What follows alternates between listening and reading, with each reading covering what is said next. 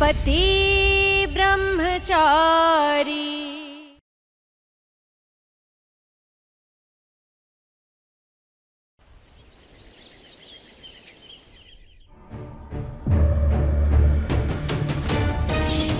ഇതെല്ലാം ആയിഷ കാരണം ഉണ്ടായത്.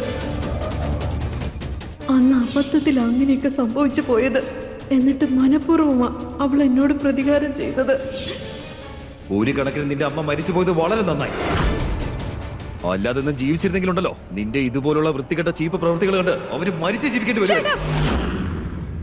എന്റെ അമ്മയെ കുറിച്ച് സംസാരിക്കാൻ നിനക്ക് എങ്ങനെയാ ധൈര്യം ഉണ്ടായത്? അങ്ങനെയെങ്കിൽ നിനക്ക് എങ്ങനെ ധൈര്യം ഉണ്ടായി എന്റെ അമ്മയെ പോലുള്ള ഒരു പാവ സാധു സ്ത്രീയെ വിഷമിപ്പിക്കാൻ മാത്രം?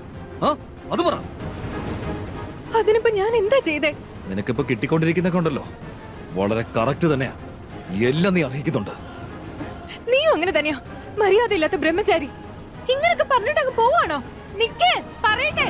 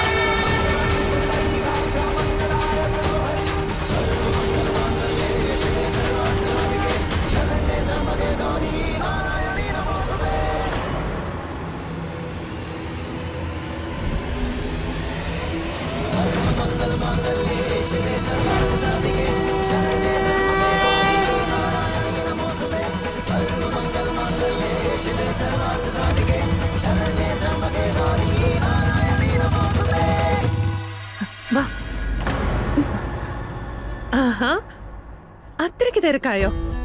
ശകുനത്തിന് മുന്നേ മഞ്ഞളൊക്കെ തന്നെ തേച്ചോ? വേണ്ട, അത് കളയരുത്, അപശകുനമാവും. പോട്ടെ, ഇനി ഞാനും കുറച്ച് മഞ്ഞളൊക്കെ തേക്കട്ടെ. വന്നേ, ഇങ്ങോട്ട് വന്നേ.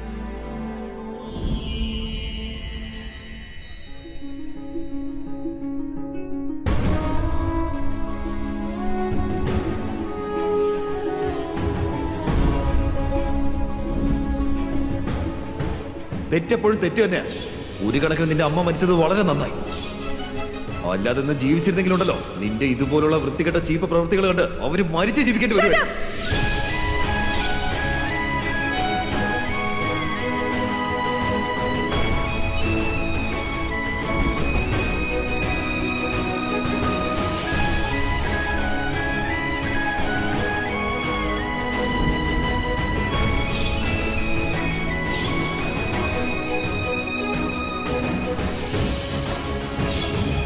നിനക്കിപ്പോ കിട്ടിക്കൊണ്ടിരിക്കുന്നൊക്കെ ഉണ്ടല്ലോ, വളരെ കറക്റ്റ് തന്നെയാ. എല്ലാം നീ അറിയിക്കുന്നുണ്ട്.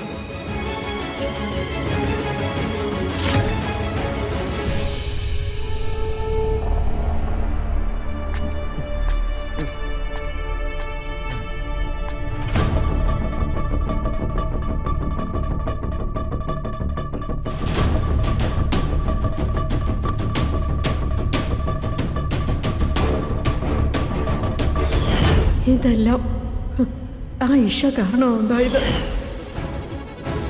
അന്ന് മുതൽ അവൾ മനസ്സിൽ സൂക്ഷിച്ച പ്രതികാരമാ എന്നോട് തീർത്തത്.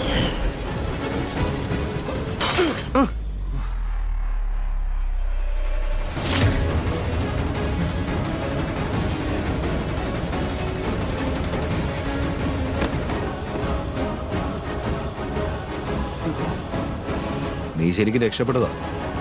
ആക്ച്വലി ആ പെണ്ണുണ്ടല്ലോ നിന്റെ ലൈഫിൽ ഒരു തരത്തിലും ചേരുന്നല്ല.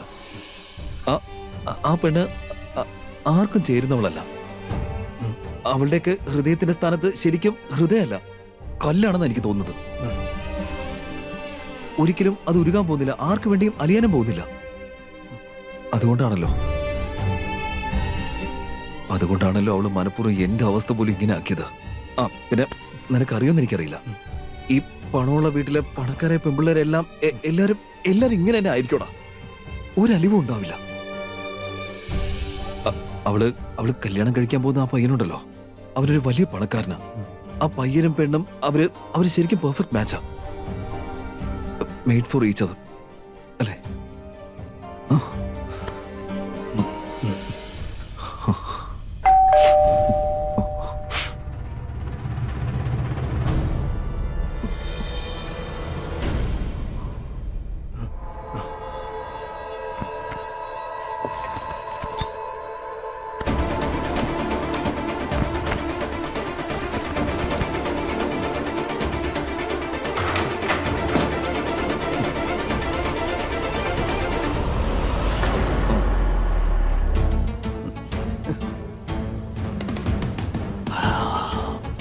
ആംഗ്ലേ, ഞാനത്ര നല്ലവനൊന്നുമല്ലെന്ന് എനിക്കറിയാം. എന്നാലും നിങ്ങളൊന്ന് ആലോചിച്ച് നോക്ക്, ആ പെണ്ണ് എന്നെക്കാളും വളരെ മോശക്കാരിയാ. മാത്രമല്ല, ഞാൻ ഉറപ്പിച്ച് പറയാം, ആ പെണ്ണ് നിങ്ങളുടെ വീട്ടിലെ മരുമകളാ ഒരു യോഗ്യതയില്ല ആംഗ്ലേ. ഞാൻ എൻ്റെ അമ്മയെ കൊണ്ട് സത്യം ചെയ്താ പറയുന്നത്.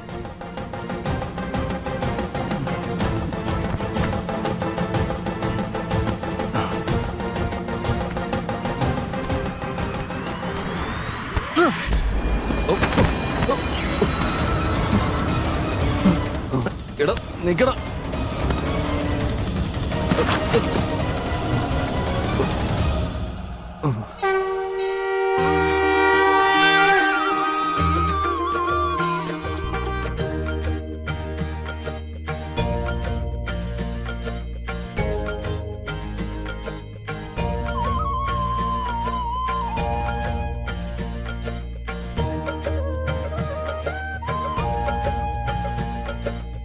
എൻ്റെ ഉണ്ണികൃഷ്ണ, എന്നും ഞങ്ങളെ അനുഗ്രഹിക്കണേ. ഈ കല്യാണത്തിന് യാതൊരു പ്രശ്നവും ഉണ്ടാകരുതേ.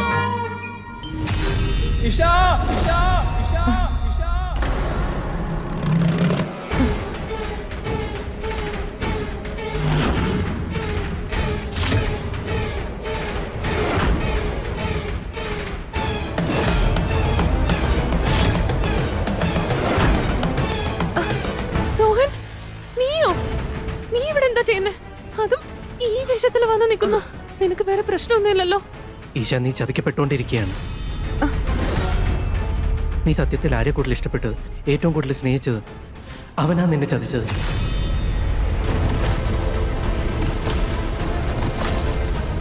വളരെ വലിയൊരു ചതിയാണ് നിന്നോട് ചെയ്തിരിക്കുന്നത്. നീ എന്തൊക്കെയാ പറയുന്ന രോഹൻ? ആരെന്നെ ചതിച്ചു എന്നാ നീ പറയുന്നേ? അങ്ങനെ ആരെ എന്നെ പറഞ്ഞു പറ്റിക്കാൻ? അത് ആരായാലും ശരി, വ്യക്തമായിട്ടൊന്ന് പറ.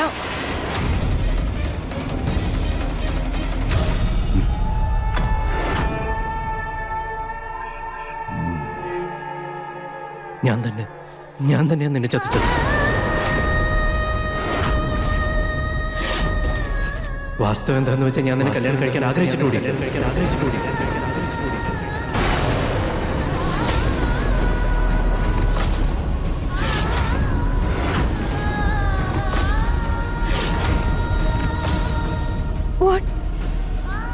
രോഹൻ, നീ എന്തൊക്കെയാ പറയുന്നേ?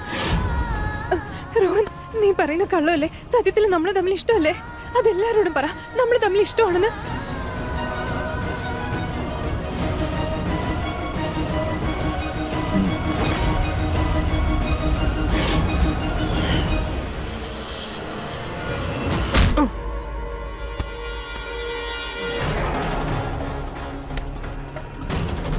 കൊള്ളാം, നിന്റെ ഓട്ടോ ഒക്കെ കൊള്ളാം.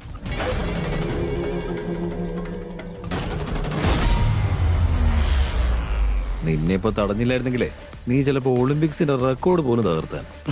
പക്ഷെ എന്ത് ചെയ്യാനാ, നീ അവിടുന്ന് ഓടിയതും ഞാൻ പ്ലാൻ ചെയ്തതനുസരിച്ചായിരുന്നു. ഇവിടെ ഇങ്ങനെ പിടിക്കപ്പെട്ടതും അതുപോലെ തന്നെ, മനസ്സിലായോ? അതേതെ. ഇപ്പൊ നമ്മൾ ഈ നിൽക്കുന്നിടത്ത് നിന്ന് രണ്ട് വഴികൾ തിരിയുന്നുണ്ട്. ഒന്ന് അച്ഛൻ്റെ വീട്ടിലേക്ക്, പിന്നെ രണ്ടാമത്തേത് നിന്റെ മരണത്തിലേക്ക്. അപ്പൊ ഇനി ശരിക്കും ഡിസൈഡ് ചെയ്യേണ്ടത് നീയാ. നിനക്ക് എങ്ങോട്ടാ പോകേണ്ടത്? അച്ഛൻ്റെ വീട്ടിലേക്കോ അതോ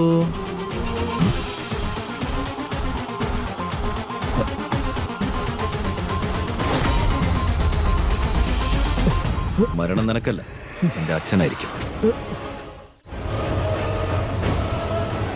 ഞാൻ ഇനിയിപ്പോ എന്താ ചെയ്യണ്ടേ? നല്ല മക്കൾ എങ്ങനെയായിരിക്കണം എന്നറിയോ?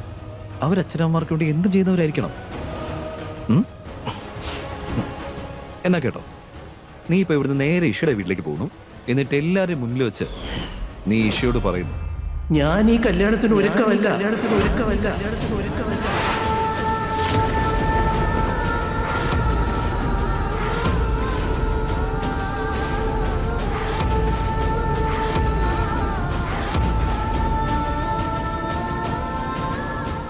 ഞാൻ ഈ സ്നേഹമാണെന്ന് കരുതിയൊക്കെ വെറും അട്രാക്ഷൻ മാത്രമായിരുന്നു. അത് വെച്ച് ലൈഫ് മൊത്തം മുന്നോട്ട് കൊണ്ടുപോകാൻ പറ്റില്ല. ശരിയാണ്, ഞാൻ പ്രപ്പോസ് ചെയ്തിരുന്നു. പക്ഷെ ഈ കല്യാണവും ഈ ഒരുക്കങ്ങളെല്ലാം ഐ എം റിയലി സോറി. നീ നല്ലൊരു കുട്ടിയാണ്, അതുകൊണ്ട് തന്നെ ഞാൻ നേരിട്ട് വന്ന് പറയാം. അല്ലെങ്കിൽ ഞാൻ ചുമ്മാ ഫോൺ ചെയ്ത് നിന്ന് കള്ളം കള്ളം കള്ളം കള്ളം. നിനക്ക് പറയാനുള്ളത് നിന്റെ കണ്ണിൽ തന്നെയുണ്ട്. അതിൽ കാണുന്നത് ഇഷ്ടമല്ല, എന്നോടുള്ള ഭ്രാന്താണ്. രോഹൻ, ശരിക്കും സത്യം എന്താന്ന് പറ. എന്തിനെങ്ങനെ എന്റെ മുന്നിൽ അഭിനയിക്കുന്നത്? ഞാനെന്തിനാ നിന്റെ മുന്നിൽ അഭിനയിക്കുന്നത്? ഞാൻ എവിടെ നിൽക്കുന്നു, നീ എവിടെ നിൽക്കുന്നു? നീയൊക്കെ വലിയ കൊട്ടാരത്തിൽ ജനിച്ചു വളർന്നവളാ. ഞാനാണെങ്കിൽ ഒരു സാധാരണ ഫാമിലിയിൽ. ഈ പ്രേമമൊക്കെ കോളേജ് ക്യാൻറ്റീനിലും ക്ലാസ് റൂമിലൊക്കെ ചെയ്യാൻ പറ്റുന്ന. എന്നാൽ കല്യാണോ, അതൊരു കുടുംബത്തിന്റെ 4 ചുവരിനുള്ളിൽ അടച്ചിട്ട് തന്നെ വേണം. അതൊന്നും എന്നെ സംബന്ധിച്ച് ആലോചിക്കാൻ പോലും വയ്യ. പിന്നെ മാത്രമല്ല, ഞാൻ ഇപ്പോൾ വിവാഹം കഴിക്കുകയാണെങ്കിൽ എന്റെ കരിയറിന്റെ കാര്യം എന്താ? എനിക്കൊരു IAS കാരനാവേണ്ടതാ. അതിന് നീ IAS എടുക്കുന്നതിൽ ഞാൻ തടസ്സമാണോ? ഈ കാര്യം നമ്മൾ എപ്പോഴും സംസാരിച്ചതാ. അത് നമ്മൾ ഒരുമിച്ചെടുത്ത തീരുമാനമല്ലേ? നമ്മൾ ഒരുമിച്ച് IAS എടുക്കുന്നു, നമ്മൾ ഒരുമിച്ച് തീരുമാനിച്ചതല്ലേ? നിനക്ക് ഞാൻ ഒരിക്കലും ഒരു തടസ്സമാവില്ല. ഇതൊക്കെ കേൾക്കാനും പറയാനും നന്നായിരിക്കും. പക്ഷെ സത്യം എന്ന് പറയുന്നത്, ഈ കല്യാണം എന്നൊക്കെ പറയുന്നത് തുല്യതയുള്ളവർ തമ്മിലാ വേണ്ടത്. ഇപ്പോഴത്തെ അവസ്ഥയിൽ നീ എന്നെ എന്റെ വഴിക്ക് വിടുന്നതാണ് എനിക്ക് നല്ലത്. ഏതെങ്കിലും വലിയ കുടുംബത്തിലെ പയ്യനെ വിവാഹം കഴിച്ച നീ നിന്റെ സൗകര്യം പോലെ ജീവിച്ചോ?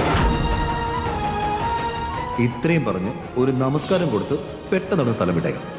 അതിനിടയ്ക്ക് എന്തെങ്കിലും മിടുക്ക് കാണിക്കാൻ ശ്രമിച്ചാ നിന്റെ ഈ പാവ അച്ഛനുണ്ടല്ലോ, ലോകത്തിനോട് നമസ്കാരം പറഞ്ഞങ്ങ് സ്ഥലം വിടും. ഇവന്റെ അച്ഛനെ പിടിച്ചോണ്ടോ.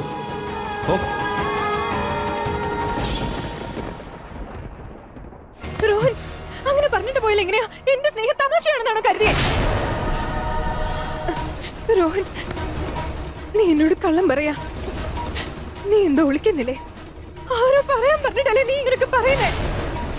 നിന്നെ ആരോ ഭീഷണിപ്പെടുത്തുന്നുണ്ട്. ആരൊക്കെയോ പറഞ്ഞിട്ടാ നീ ഇങ്ങനൊക്കെ ചെയ്യുന്നേ?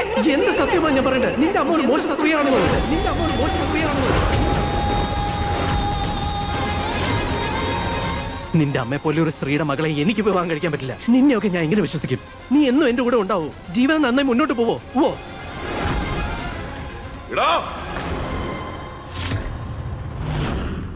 മര്യാദയ്ക്ക് നിർത്തിക്കോ നിന്റെ അസംബന്ധം.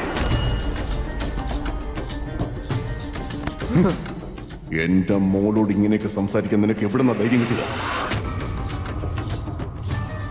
അമ്മേ, നമ്മുടെ ഇഷ എത്ര നിഷ്കളങ്കയാണെന്ന് കണ്ടില്ലേ? ഇവന്റെ പഞ്ചാര വാക്കുകൾ കേട്ട് മയങ്ങി അത് സ്നേഹമാണെന്ന് അവള് കരുതി. എന്നിട്ട് എന്നോട് വഴക്കിട്ടു. എന്നാ യവനോ, ഇവൻ എന്റെ മുന്നിൽ വെച്ച് തന്നെ അവളുടെ മനസ്സ് വിഷമിപ്പിക്കാൻ ധൈര്യം കാണിച്ചു.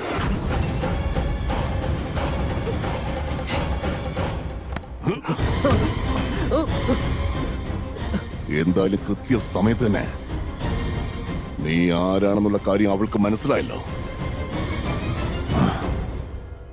ഇറങ്ങി പോടാ. അല്ലെങ്കിൽ നീ ആരാടാ എന്റെ മോളെ ഉപേക്ഷിക്കാൻ? ഞാൻ ഗുലാബ് സിംഗ്, ഞാനാ നിന്നെ അവളുടെ ജീവിതത്തിൽ നിന്നും പറഞ്ഞു വിടുന്നത്. ഇനി എന്നെങ്കിലും എന്റെ മോളുടെ പരിസരത്ത് എവിടെയെങ്കിലും നിന്നെ കണ്ടാൽ പിന്നെ നിന്നെ ഈ ലോകത്ത് എവിടെയും കാണില്ല. മനസ്സിലായോ? തടഞ്ഞു പോടാ.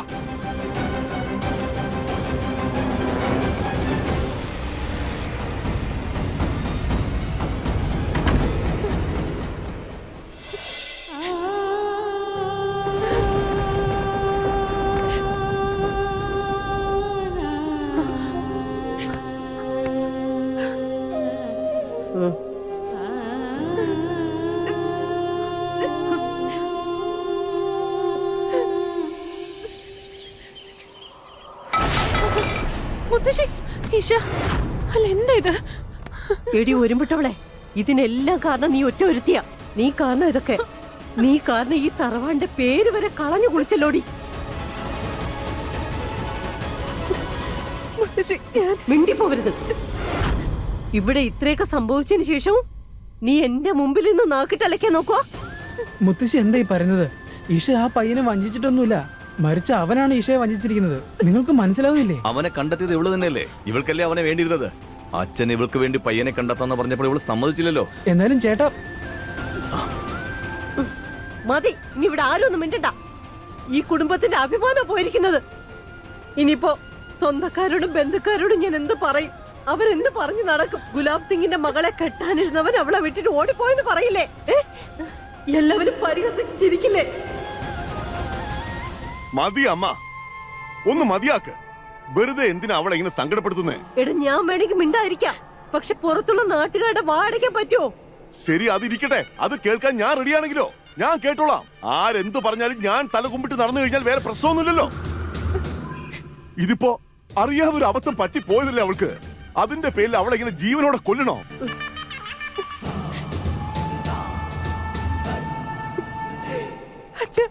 അച്ഛൻ എന്നോട് ക്ഷമിക്കണം. ഈ അപമാനത്തിനെല്ലാം കാരണം ഞാൻ ഒരുത്തിയാ. വളരെ വലിയൊരു തെറ്റാ എന്റെ ഭാഗത്തുനിന്നുണ്ടായ. അച്ഛാ, ഞാനിനി എന്താ ചെയ്യണ്ടേ? നിങ്ങളുടെ അഭിമാനം സംരക്ഷിക്കാൻ ഞാൻ എന്താ വേണ്ടേ? നിങ്ങൾക്ക് ആർക്കും ഒന്നും സംഭവിക്കരുത്. അച്ഛാ, ഇനി അച്ഛൻ എന്ത് പറഞ്ഞാലും ഞാനത് അനുസരിച്ചോളാം. അച്ഛൻ എന്ത് പറഞ്ഞാലും ഞാനത് അനുസരിച്ചിരിക്കും. പക്ഷെ അച്ഛാ, ഐ എം സോറി.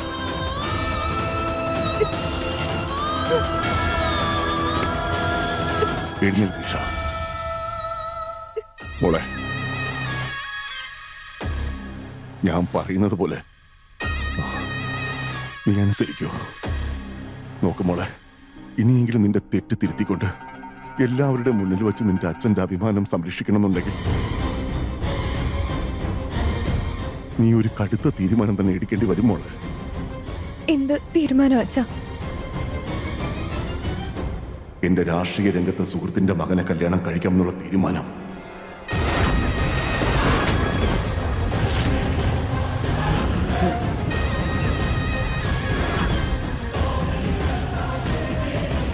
അതേ മോളെ, അവർക്ക് നിന്നെ വളരെയധികം ഇഷ്ടമാണ്. നിന്നെ കാണാനായി അവരിവിടെ വന്നിട്ടുണ്ട്. നിനക്ക് ഓർമ്മയില്ലേ? ഞാൻ ആവശ്യപ്പെട്ടാൽ ഈ വിവാഹം ഒരിക്കലും അവർ വേണ്ടാന്ന് പറയില്ല. നാളെ ഇതേ മുഹൂർത്തത്തിൽ തന്നെ നിശ്ചയവും നടക്കും, അടുത്ത മുഹൂർത്തത്തിൽ കല്യാണവും. മോളെ, നമ്മുടെ തറവാടിന്റെ അഭിമാനം അത് ഇന്നിവിടെ അസ്തമിക്കേണ്ടിരുന്നത് നാളെ ഉദിച്ചു പൊങ്ങുകയും ചെയ്യും. അതേ മോളെ, നോക്കുമോളെ, നിനക്ക് നിന്റെ അച്ഛൻ പറയുന്നതിൽ വിശ്വാസമില്ലേ? നീ കാരണം ഈ തറവാടിന്റെ അന്തസ്സും അഭിമാനം എല്ലാം നാശമായി പോയി. ഒരു ചീത്തയായ സ്ത്രീയുടെ മോളെ എനിക്ക് വിവാഹം കഴിക്കാൻ പറ്റില്ല. നിന്നെ ഞാൻ എങ്ങനെ വിശ്വസിക്കാനാണ്? നീ ചതിക്കില്ല എന്ന് എന്താ ഉറപ്പ്? ശരി, നാട്ടുകാർ എന്ത് പറഞ്ഞാലും ഞാൻ കേട്ടാ പോരെ? ഞാൻ തലതാഴ്ത്തി നടന്നു കഴിഞ്ഞാൽ ഇവിടെ വേറെ പ്രശ്നമൊന്നുമില്ലല്ലോ. പറയും മോളെ, നിന്റെ അച്ഛനെ നിനക്ക് വിശ്വാസമില്ലേ?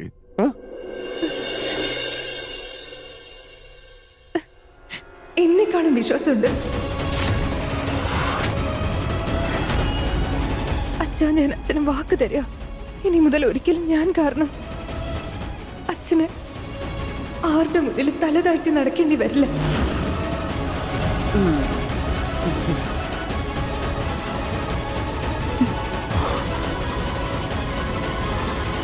എന്റെ പൊന്നുമോളെ,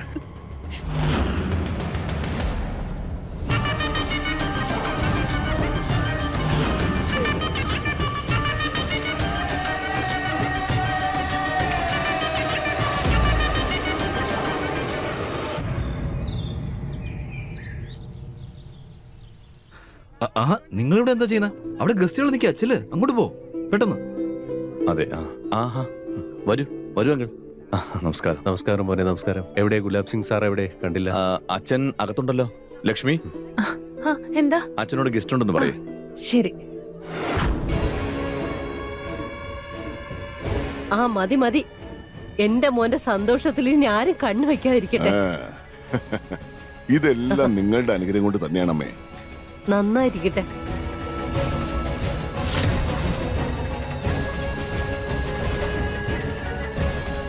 ആരെന്തും പറയട്ടെ, നിന്റെ സിരകളിൽ ഓടുന്നത് എന്റെ രക്തം തന്നെയാ. എന്തൊരു സൂത്രമായിരുന്നു.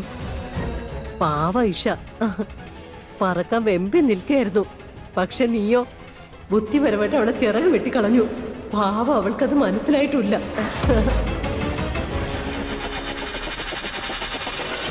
എന്റെ മോള് നിഷ്കളങ്കയാ. അവൾക്ക് വേണ്ടത് ഒരു കളിപ്പാട്ടമായിരുന്നു. പക്ഷെ ആ കളിപ്പാട്ടം ഇവിടെ വന്നാൽ ഈ മുറ്റം മുഴുവൻ വൃത്തികേടായി പോവും. റോഹൻ അവളെ നന്നായിട്ട് നോക്കുമായിരിക്കും. പക്ഷേ ആ കല്യാണം എങ്ങാനും നടന്നാൽ എന്റെ സന്തോഷങ്ങൾ എന്നേക്കുമായി അസ്തമിക്കും. പക്ഷെ ഇനി എന്റെ സ്വപ്നമൊക്കെ സബലോ. ഒരു വശത്ത് പുരുഷോത്തമൻ സാറിന്റെ മകനും മറ്റുള്ള വിവാഹം നടക്കുമ്പോൾ മറുവശത്ത് ഇലക്ഷനിൽ എനിക്കുള്ള സീറ്റ് അതിന്റെ കയ്യിലിരിക്കുകയും ചെയ്യും. ചുരുക്കത്തിൽ നീ മന്ത്രിയായിട്ടിരിക്കാൻ പോകുന്ന കസേര ഉണ്ടല്ലോ, അതിൽ കുത്തി നിന്നിരുന്ന ഒരു മുള്ളായിരുന്നു രോഹൻ. അതിനെയാണ് നീ വിദഗ്ധമായിട്ട് പറിച്ചറിഞ്ഞു കളഞ്ഞത്.